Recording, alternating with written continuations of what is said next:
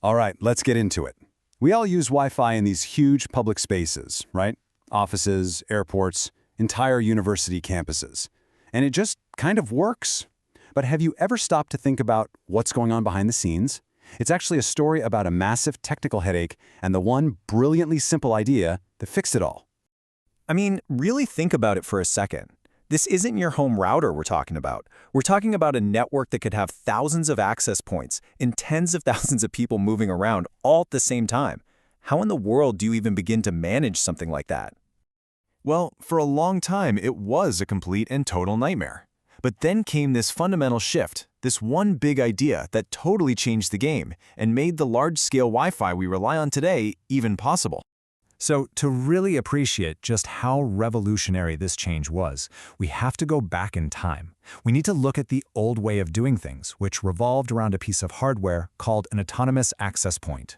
Think of these old autonomous APs as thousands of little individuals. Each one was basically its own mini-computer with its own brain. It had its own settings, its own management login. It acted a lot like a classic network switch, you know, the box that connects all your wired computers, but for wireless. And because every single AP was its own separate island, managing them was a painfully manual process.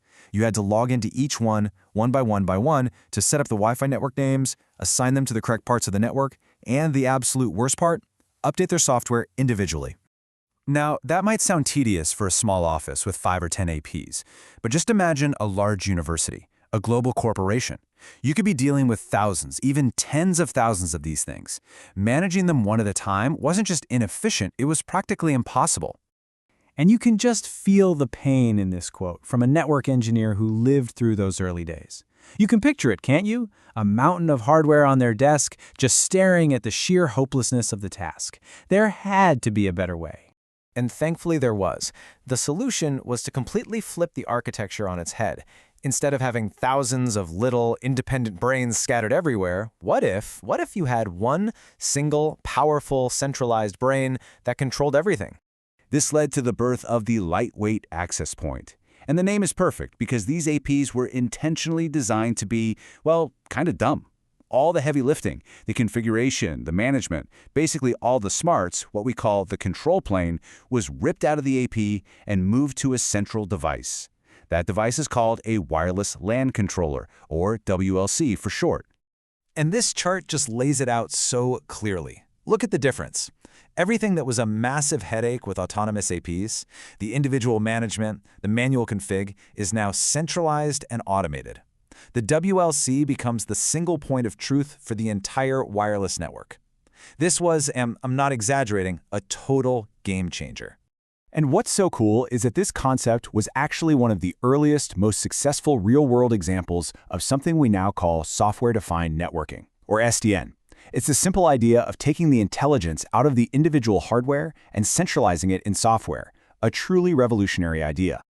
But wait, it gets even cooler. This new architecture didn't just solve a management nightmare for the network admins, it had this amazing, almost accidental side effect that massively improved the experience for all of us. It fixed one of the most annoying Wi-Fi problems ever, dropped connections when you move around, and it did it with something that works like a magic tunnel. So here's how this magic works. When your phone sends some Wi-Fi data, it hits the nearest lightweight AP. But that AP doesn't just drop the data onto the local network.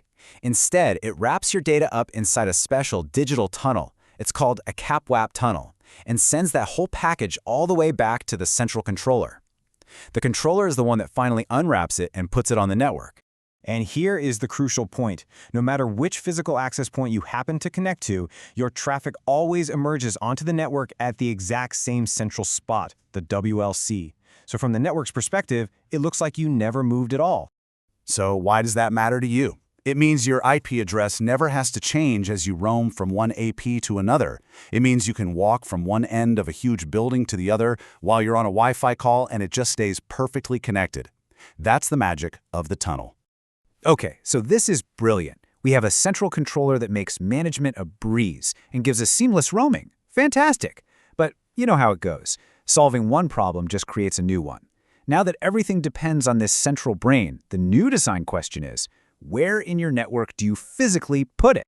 And there are a few main ways to do it. You could go fully centralized and stick your WLCs in a big data center. That's simple to manage and gives you consistent rules everywhere. But it can create a huge traffic jam because everyone's data has to go to that one spot. The other option is to go distributed and put a controller at each major office. That's much faster for users because their traffic stays local, but now it's way more complex and expensive to manage all those different boxes. And these days, there's the cloud. Super simple to manage from a web browser, but you're at the mercy of your internet connection and it can change how that magic roaming tunnel works. So you see, each one is a trade-off.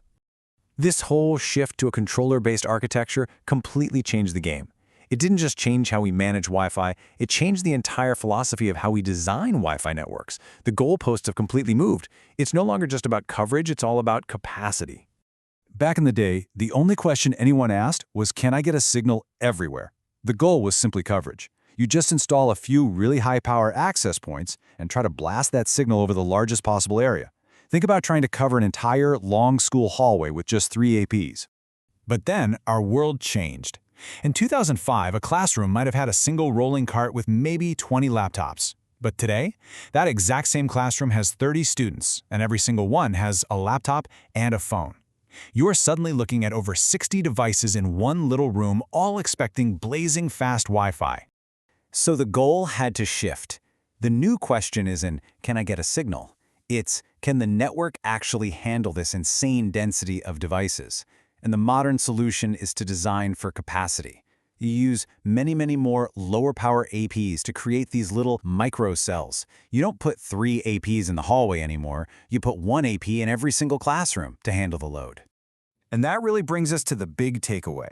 The next time you're in a packed stadium or a busy lecture hall and your Wi-Fi is just perfect, you'll know why. It's not just about having a strong signal. The real genius is in an invisible architecture designed for capacity, anticipating that you and thousands of others will all be online at the same time. And that's what makes our modern connected world possible.